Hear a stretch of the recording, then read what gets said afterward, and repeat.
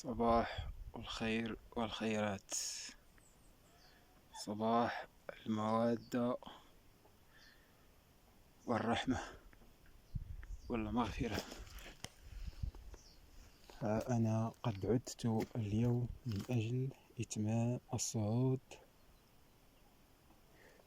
إلى ما تبقى لي من القمم، بعدما كنت قد صعدت إلى القمة الثالثة التي تظهر أمامكم، بعدما صعدت من الجبل الثاني، من القمة الأولى إلى القمة الثانية إلى القمة الثالثة، لكنني عدت للمنزل بسبب سوء الأحوال الجوية.